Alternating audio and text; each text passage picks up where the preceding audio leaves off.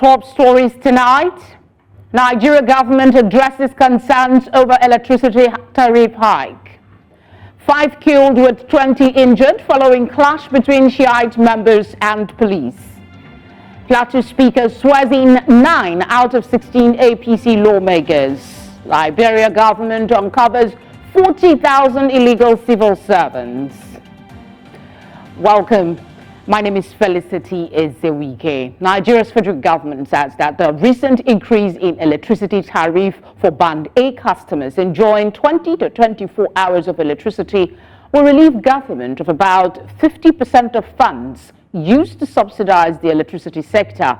Nigeria's Minister of Power during the Ministerial Scorecard series in Abuja says that the increase has become apt as it will also enable government focus on investing in other key sectors of the economy and providing liquidity for investments in infrastructure. Amadine Uyi reports. The Ministerial Scorecard series was the fourth since its inception. In attendance were senior officials from the Ministry of Information and National Orientation and the Ministry of Power. The Minister of Information and National Orientation says that the series is aimed at informing citizens of government's efforts and performances in key sectors. It is designed to bring information to the doorstep of Nigerians because information is one of the strong pillars of democracy. The Minister of Power, while giving an update on activities in the Power Ministry, also took time to explain why the recent tariff increase had become necessary. As of today, before the introduction of the tariff increase, government is subsidizing nothing less than 67% of the cost of producing, transmitting, and distributing electricity in Nigeria. At the current exchange rate,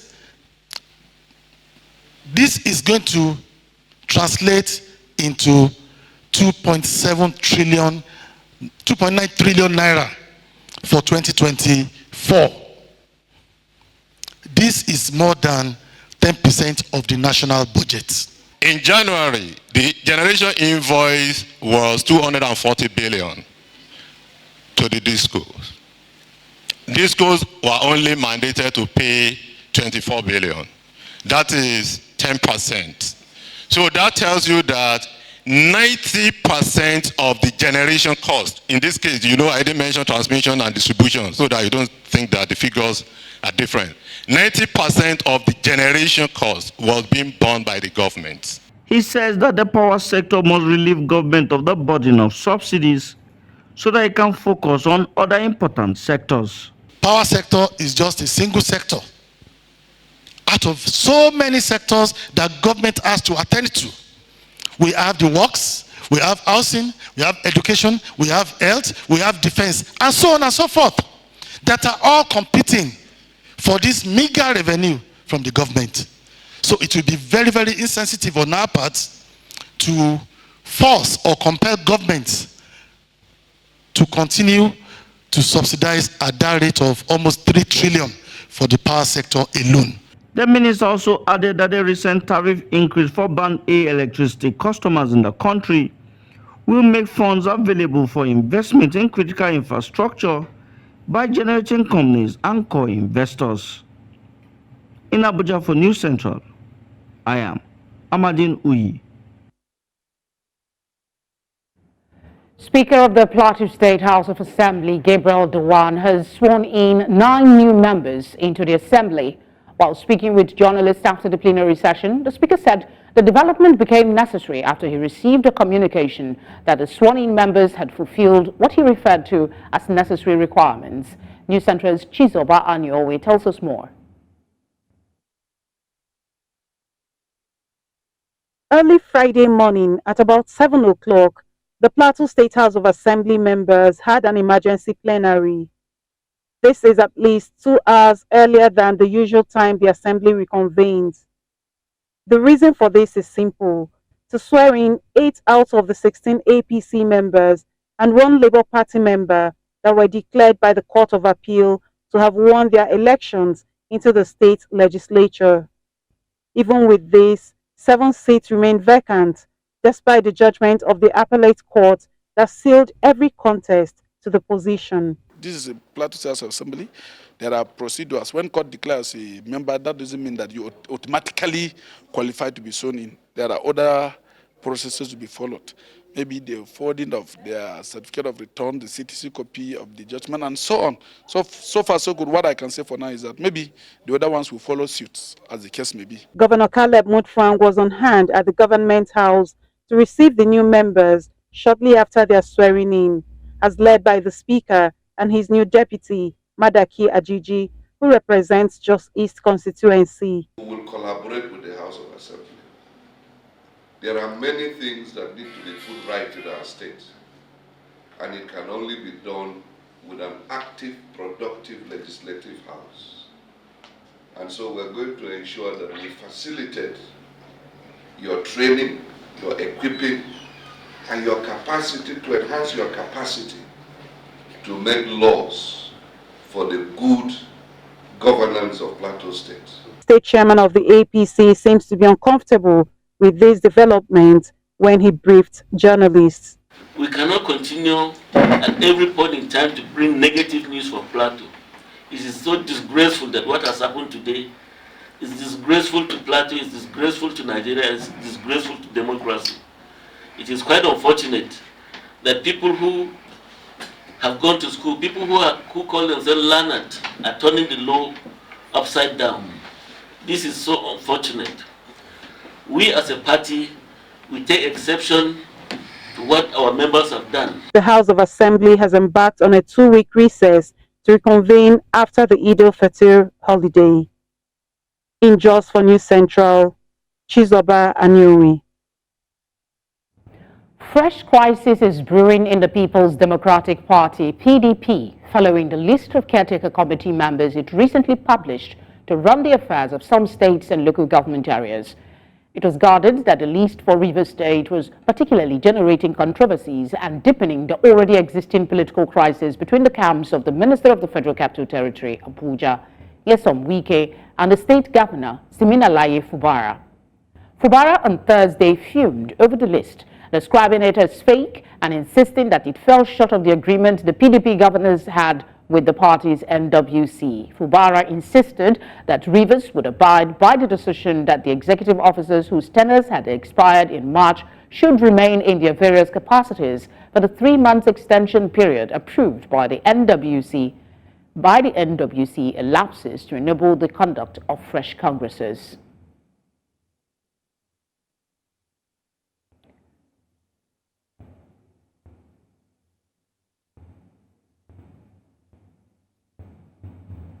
To security matters now. There was a drama in Kaduna State, located in Nigeria's northwestern region, as 5 persons were reportedly killed, with another 20 injured, as personnel of the Nigerian police clashed with members of the Islamic Movement of Nigeria. The police, however, says that the clash followed efforts by its personnel to avert a public disturbance following intelligence information received. Spokesperson of the Nigerian State Police Force accused the Shiite members of attacking the police with dangerous weapons. Thus, it resorts to the use of force to maintain law and order. Intelligent information that these members are planning to have a possession and which they are planning to block most of our major roads and our market. So with this information, Commissioner of Police order our policemen to go there and put them in strategic places. And as a result, these people came out today.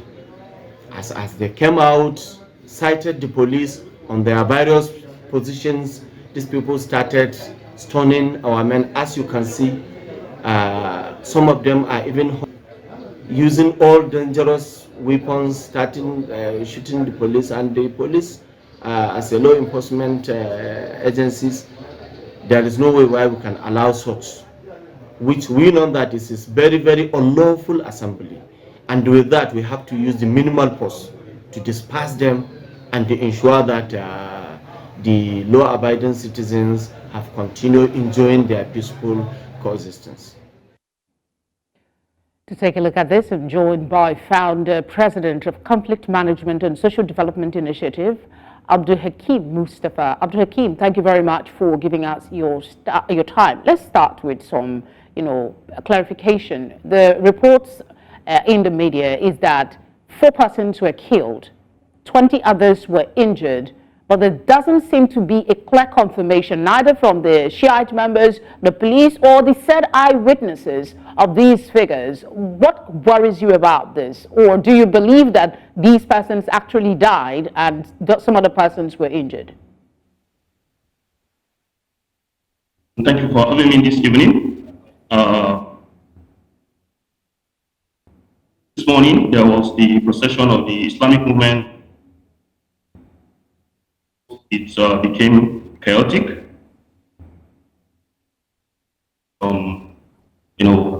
People being killed. But to the best of my knowledge, I'm also aware the members of the Islamic movement, some innocent. In fact, a friend confirmed to me that in his own neighborhood, through a stray bullet. So this confirmed people were killed and a lot were also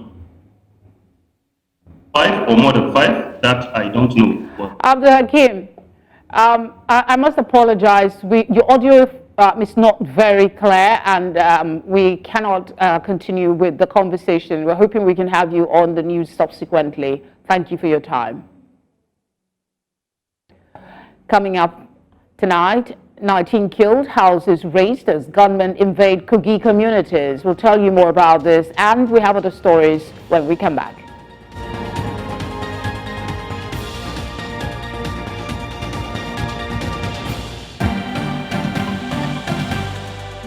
If you've just joined us, you're watching Tonight. A reminder of our top stories.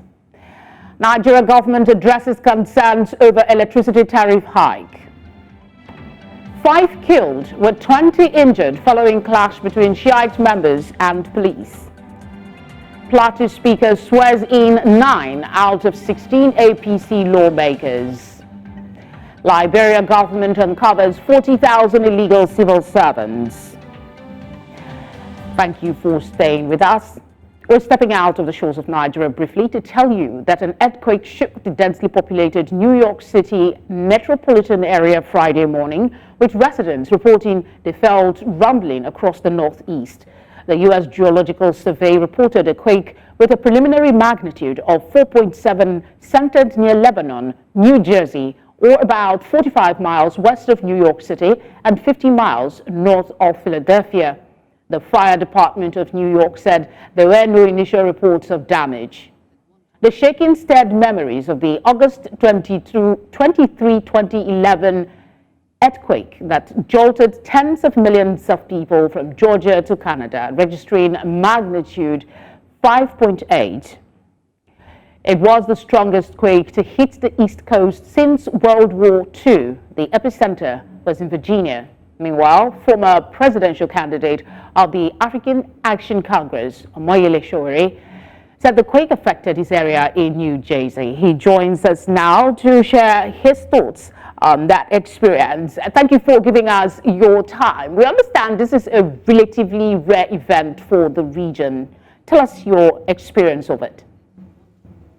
Well, this is my own first experience with an earthquake. I was sitting sipping coffee in the morning, and it just felt like our building was tied to a train and moving. So initially we thought it was a railroad around us, but later on we found that it was an earthquake some 2 minutes later, because we were getting emergency information from the city's or the state emergency system from New York City, and then people started reporting on social media that this was an earthquake. So it was kind of very surreal to find the earth moving under your feet, and it happened so quick. I think this lasted for about 20 to 25 seconds on our end. What was the concerns raised? Were there any lives lost, or it was just the tremor and the shock of the occurrence, or maybe properties damaged? So far, I'm not aware of any lives lost. I think It's about 25 miles to 30 miles from where that mini epicenter is. It's New Jersey, on the borders of I think Philadelphia. I'm sorry, Pennsylvania. So far, no injuries that I know, but a lot of buildings were shaking, and Americans are quite shaky. You know, they get shaken quickly when things like this happen. Does this have something to do with global warming per se? That's some of the speculation that's flying around. Is there a likelihood there will be another earthquake? What are the experts telling you? Well, you know, what I say to people is that I studied geography and planning, and this is my first time of experiencing an earthquake. But what we should understand is that over time, the earth readjusts itself, what I personally refer to as load balancing. But I cannot tell you that some of these things are not as a result of human activities, apart from, what has been known as global warming, which affects everything around us. You know, sometimes I'm also aware, and so many of us are aware that sometimes there are a lot of human activities on the ground, like testing nuclear weapons that you may not be aware of that affects the earth crust the way we've never even thought about. And so many times these things are not disclosed until 50 years later when they are declassified. Oh, that's, I mean, you said this is your first experience of an earthquake. Did it bring up profound questions in your mind? Because some people say when they have this kind of experience, they begin to question their life purposes and things that they've done and all of that. Did this make you have some profound questions, really? No, I think this is the only advantage of being in Nigeria. Nothing shakes you. Interestingly, we have unnatural earthquakes in Nigeria caused by bad leadership and misgovernance all the time. So we're always on shaky ground. So, but here, a lot of people don't. Their balance is so fragile to them. They don't like any kinds of disturbance. I remember once in New York area, also there was a major issue with the electricity, and there was light out, and everybody was freaking out. People were crying on the street, and I was driving around New York City. I was the happiest person navigating my way without traffic light, because of course I came from a country without electricity. Why would one day of blackout affect me? So yeah, but we've seen and heard from a lot of people who are worried, and that this is, I've even gotten messages from a lot of people from Nigeria, that I should prepare for rapture. Of course, this is not. We are Nigerians, of course, expected. Thank you so much for speaking with us, and please do stay safe. Thank you so much for having me. Back home in Nigeria, two communities in Omala local government area of Kogi State, northern Nigeria, have been invaded by gunmen. At least 19 people have been killed, while yet to be ascertained number of houses have been razed. Eyewitnesses in Lokoja on Friday said that the incident happened on Thursday when the gunmen mobilized in what he described as a reprisal and invaded the two communities, inflicting maximum damages. The bandits, who were having a running battle with Agatu militia in Benue State, had extended their onslaught to Ajojeju Odo, Ajokpachi Odo, Bagaji and environs, destroying their farm produce. Fuel scarcity seems to have resurfaced across Nigeria's commercial capital as marketers claimed that the depots now have limited supply. Experts blame the situation on the volatility of the Naira. News Central's Bettina Uweli reports. Barely a week into the second quarter of the year, Lagosians are faced with yet another bout of fuel scarcity, a situation that citizens are not too pleased about. They let the money on fuel. All the filling stations now, they had the information. They don't have the fuel. They didn't sell it. Maybe say fuel scarce, or they have the fuel inside the tanker. They don't want to sell it because they don't want to sell at no price. I've been here for more an hour. Then what we hear about the fuel, where is scarce now? They say Dangote don't start their refinery. And these people now, Nigerians, the fuel where they carry can't give us for Nigeria. They say they never sell their fuel before everything they come out. na the thing wey we dey hear. Speaking to experts about the recent development, Gbolahan Oloyede, an energy expert, had this to say. There were issues around pricing by the petroleum transporters at some point. I think that was part of what caused one of the February scarcity. There are also issues around supply. You mentioned the fact that NNPC had become the sole importer again. And the reason is clear. The reason is because of the instability of the volatility of the currency. There were reports that the ex-depot price crashed from 640 naira per litre to 630 naira per litre for independent marketers, while NNPC Limited sold at 570 naira per litre. However, Olufemi Shoneye, Chief Corporate Communications Officer of the NNPC Limited, on Wednesday dismissed reports that there is a downward adjustment of price on petrol and diesel at its retail stations nationwide. With the current economic hardship that citizens are currently struggling to deal with, as well as epileptic power supply coupled with inflation of foodstuff, the addition of fuel scarcity may just be a little too much. All at the helm of power will do well to nip this issue in the bud before it becomes much more of a problem. In Lagos, for News Central, Bettina Unwili.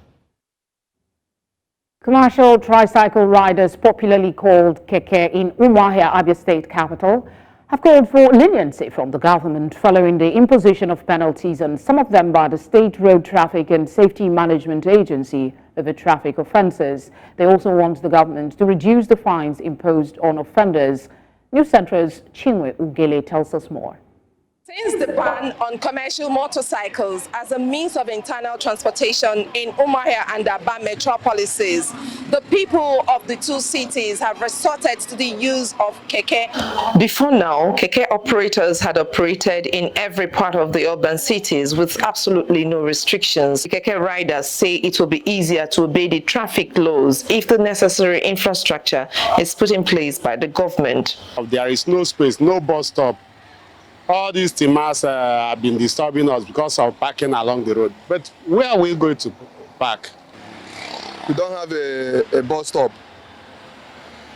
As of gate now, there is no way that there's no exact place that they tell us to park. If you park, they will come and catch you their place. But the state government says it wants to instill sanity in the minds of the riders to make the city modern as it should. We'll discuss that with His Excellency. Some of these that have been built, where for now, His Excellency has done a lot in terms of helping us to do a kind of emergency pickup and drop zones. What we are doing, if you look very well, you see no parking zone with what do you call it, with the safety taps. Who create surgeons, put a man there. You come in, you go out. The general manager of the agency, Mr. Ezewuike, said the enforcement will help make the riders obey all the laws. The idea of my agency is not to make money. The idea is to make sure there's sanity on the road. So from that man, we never touch anybody's kicking up again. We started the enforcement December. Some claim to be law-abiding, while others frown at the imposition of fines for every traffic offense. They are doing a very good job. Once you are obeying the traffic, you have no issues with them. The fine they are giving to the seller is much, based on what we are realizing on the keke riding. But as of the defaulters, it's not good. As disturbing as the operations of keke riders may be, they are what people term as necessary evil, given the vacuum they occupy. In Umuahia News Central, Chinwe Ugele. Minister of the Federal Capital Territory, Ezewuike, says that the Abuja Metro line is about 97% complete. The minister, who had visited the Metro line, one of the projects billed for commissioning by President Bola Tinubu in May, expressed satisfaction at the work scene on the ground. Amadine Uyi tells us more. The minister, Ezewuike, arrived at the newly constructed Metro line terminal in the heart of the capital. From there, he inspected ongoing construction works at the station. Wike then proceeded to the airport terminal to inspect work ongoing at the location. He expressed satisfaction at the work seen on ground. We are very happy. We're almost 97%. All the works are going on to make sure that May is a reality. And I want to say that as of yesterday, Mr. President has approved the schedule for the commissioning of projects for his 1 year in office. ECC, they assured us that all the renovation works will be ready before the commissioning date. I believe this will be the first project that Mr. President would like to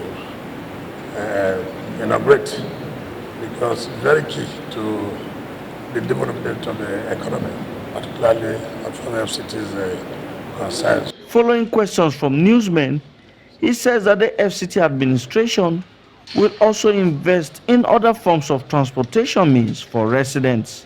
We have told you that we are also putting up 3 terminals for the road transportation.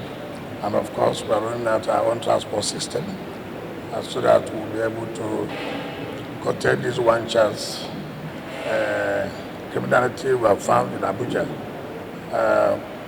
By May, you will see that our own transport system will be used, and people will no longer take the risk of entering vehicles that don't know those who are operating the vehicles. With the metro line now completed, air travelers will now be able to transit from the airport to the heart of the city center by train. In Abuja for News Central, I am Amadine Uyi. Save the Children International and Borno State government are deepening ties with discussions on extending services to rural communities. The decision came after Nigeria's country director of Save the Children International and deputy country director visited Maiduguri for strategic engagement with government officials and assessment of how to improve their services in the region. News Center's Umaru Kirawa completes the report. The smile of Mariam Umar, a victim of insurgency and blind mother of 12 in Nigeria's northeast. She narrates her ordeals, how doctors saved her and her child battling with life-threatening ailments. There are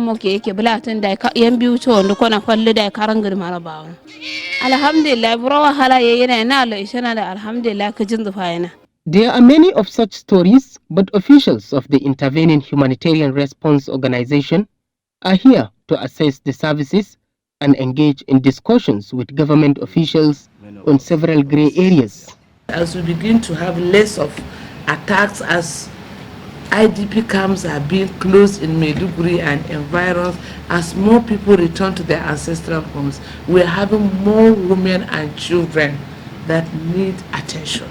Our interventions has to go beyond the urban areas. That way, the impact will be better felt, and at the end of the day, the solution would have become more durable. And we are conducting security assessments now to see which LGAs we may be able to extend into. I think Mobar is one of those where we are actively considering, and there are others that we would like to work in if the security situation on the ground allows us to. The primary focus was on child protection, education, health, nutrition, and the implementation of WASH facilities. We can only achieve sustainable impact by working closely with our government partners, with our local NGOs, with the communities that we work with, and with children themselves. That's what brings impact, that's what brings sustainable change, and that's what we're sort of committed to do. They visited various sites, including the Herua Peace Center, Mulay Nutrition and Stabilization Center, and Mega Child Friendly Space, where children learn different trades. If we can get assistance for temporary learning center for some of these communities in the said expanded local government and in the existing local government, will be very much grateful. The major issue which the government and the humanitarian actors have to battle with is the number of out-of-school children, lack of adequate water facilities, among others. In Maiduguri for News Central, Umaru Kirawa. Many thanks, Umaru. Coming up, Liberia government uncovers 40,000 illegal civil servants. We'll tell you more after the break.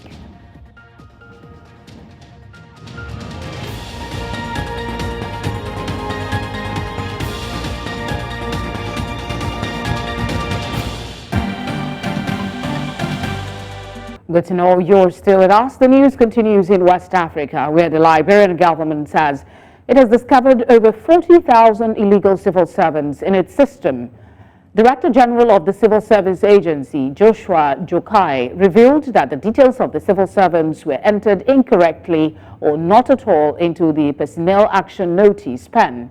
The PAN process is a mandatory requirement for employment. There are at least 70,000 civil servants in Liberia, and more than 50% are currently illegal because they did not do the PAN process. Jokai said the process comprises the full details of individuals who are entered on the government employment roster after completing evaluation and credential checks. In East Africa, the Somali regions of Somaliland and Puntland have rejected an order by the federal government to close Ethiopian diplomatic missions on their soil as tensions spiral in the Horn of Africa. Somalia told the Ethiopian ambassador to leave the country within 72 hours and recalled its own envoy to Addis Ababa, accusing Ethiopia of interfering in its internal affairs. It also ordered the shutdown of Ethiopia's consulate in the breakaway region of Somaliland and the semi-autonomous state of Puntland within 7 days. Somalia is fiercely at odds with Ethiopia over a deal signed by Addis Ababa with Somaliland in January, giving the landlocked country long-desired access to the sea, branding it illegal and a violation of its sovereignty. It's time to join our business desk for today's business news.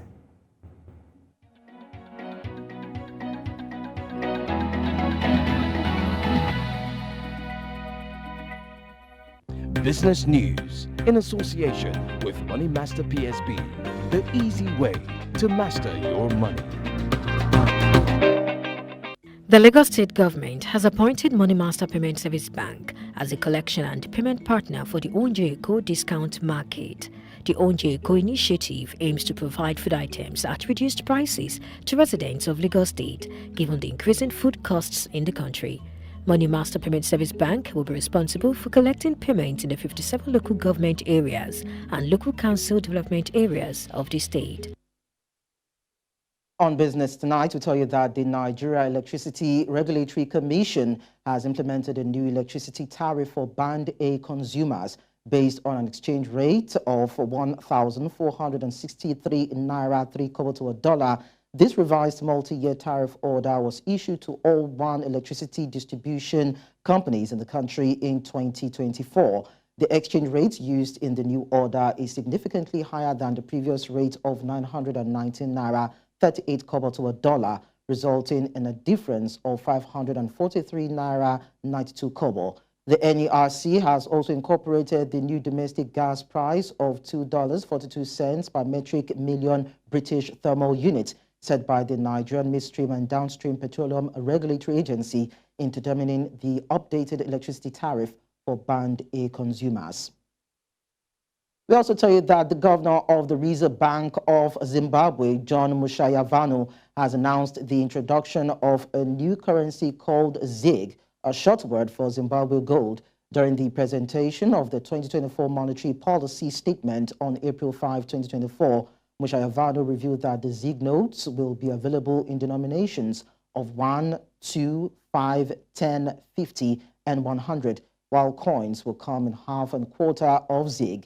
Banks will now convert current Zimbabwe dollar balances to ZiG, and individuals have 21 days to exchange their Zimbabwean dollar notes for the new currency. Those with 100,000 Zimbabwean dollar worth of notes will need to provide an explanation for the source and purpose of holding such amounts. Ethiopia's creditors, under the aegis of the Paris Club of Creditors, have granted an extension to the country until the end of June to reach a support deal with the International Monetary Fund, according to sources. Previously, Ethiopia had secured an agreement with international creditors in November, suspending debt repayments for 2023 and 2024. However, this suspension was contingent on reaching a deal with the IMF by March 31. Unfortunately, IMF experts left Addis Ababa without reaching an agreement with the authorities. Ethiopia's foreign debt is estimated to be around $28.61 billion, according to the World Bank. Despite Prime Minister Abiy Ahmed's promise to reform the country's closed and state-denominated economy when he assumed office in 2018, little progress has been made. And that's all on business news at this hour. To stay with us, more stories will come your way in a bit. I am Lekon Onobanjo.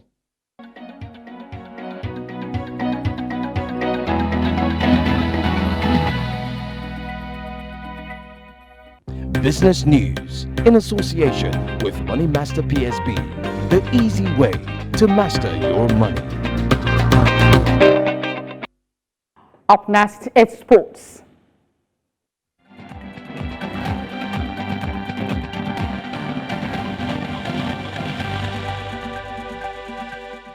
Sports update brought to you by Corn Oil. Corn Oil, we go the extra mile. In sport, the Super Falcons of Nigeria defeated African women champions Bayana of South Africa 1-0 in the final round first leg of the Paris Olympic qualifiers at the Moshood Abiola Stadium, Abuja.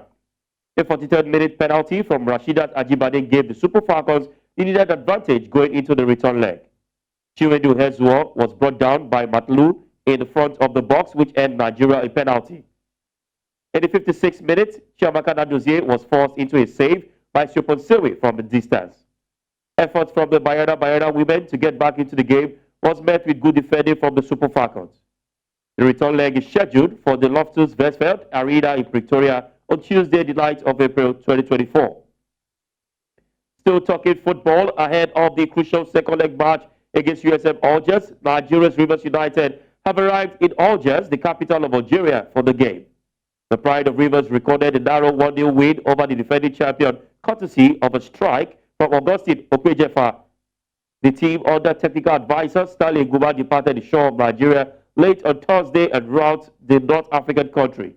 They arrived on Friday afternoon and they are settled down for the crucial match slated for Sunday. They are expected to have their compulsory training at the match venue on Saturday before the second leg game. Away from there now to the Confederation of African Football, where CAF is saddened by the news of the sudden passing of South Africa Youth International and Kaizer Chiefs player Luke Fleurs. Fleurs, who is 24 years of age, who previously played for SuperSport United and also represented South Africa at the Tokyo Olympics, passed on Wednesday night, 3rd of April 2024. The former South Africa Junior International was killed in an attempted hijacking in Johannesburg, police officials confirmed on Thursday. The 24-year-old was shot in the chest at the petrol station on Wednesday night and the assailants drove off in the vehicle. And to wrap up sports update, the Trunks won by Muhammad Ali in his epic thriller in Manila victory over Joe Frazier, expected to fetch more than $6 million at auction next week. Ali's iconic white satin short went up for sale with renowned auction house Sotheby's on Thursday, and the bidding has already reached $3.8 million. The trunks signed by Ali were sold for $150,000 in 2012, but are likely to fetch 40 times that sum now. The auction runs at Sotheby's New York branch until Friday, 12th of April. The thriller in Manila, which took place in October 1975 in the capital of the Philippines, is one of the seminal bouts in boxing history. Interesting times ahead in the world of sport. And that's it on Sports Update. And Favor Itwa Entertainment is up next.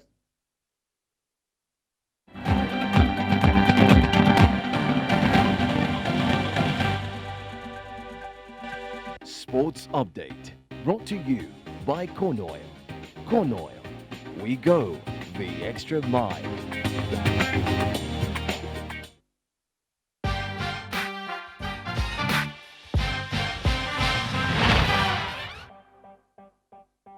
Entertainment news in association with Glow Unlimited.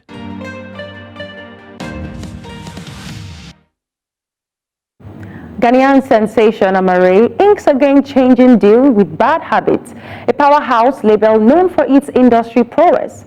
This collaboration with the likes of Atlantic Records and Wana Chappell promises to catapult her career to new heights. Amare, riding on the high success of her album Fountain Baby, joins an Airite roster alongside Grammy winner Burna Boy. Under this partnership, facilitated by her label, Golden Child Entertainment Limited, Amare's career management, tours and strategic direction will be handled by Bad Habits, with her acclaimed album hailed as the pop sensation of 2023. Amare is primed for global music domination. And now, in a historic triumph, Beyoncé shattered records by becoming the first artist to simultaneously top both the UK singles and album charts. The global icon's latest release ignited a whirlwind of excitement. Beyoncé's rise to the top of the charts has sparked awe and admiration among the music fans globally. Her exceptional talent and steadfast commitment to her art have firmly established her as a trendsetter in the industry. By reaching this milestone, Beyoncé has opened doors for others to follow their dreams and reach for the stars. She's indeed a trailblazer. That's all we'll take on entertainment tonight. We'll take a short break, and when we're back, we'll bring you the updates on what's trending.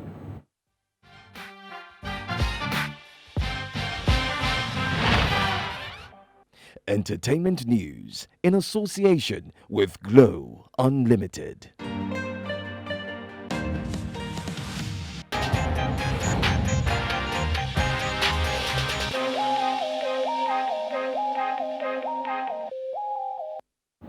Moving away from entertainment news, today the EFCC takes the center stage on the latest trending stories across social media.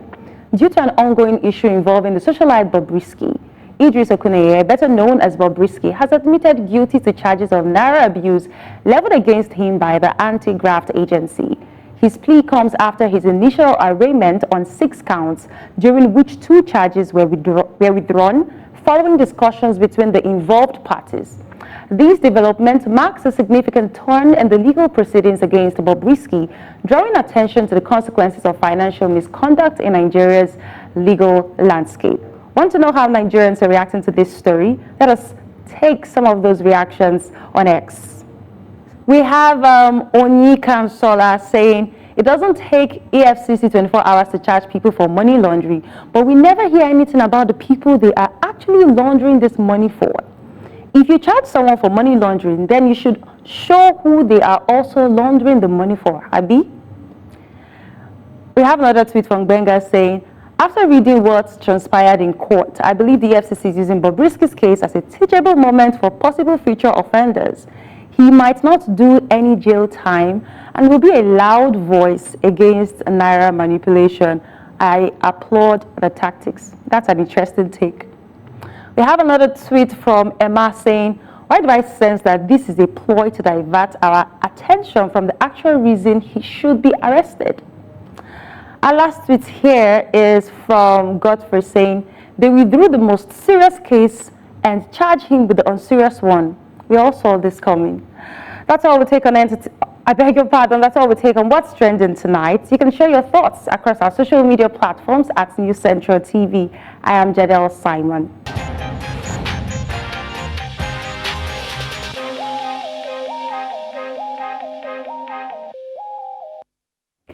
And that's all tonight, but before we go, let's take another look at some of the big stories. Nigeria government has addressed concerns over electricity tariff hike. 5 killed with 20 injured following clash between Shiite members and police. Plateau Speaker has sworn in 9 out of 16 APC lawmakers, and we also told you that the Liberia government has uncovered 40,000 illegal civil servants. Do send your eyewitness reports to the number showing now on your screen, or you could follow us on social media at News Central TV.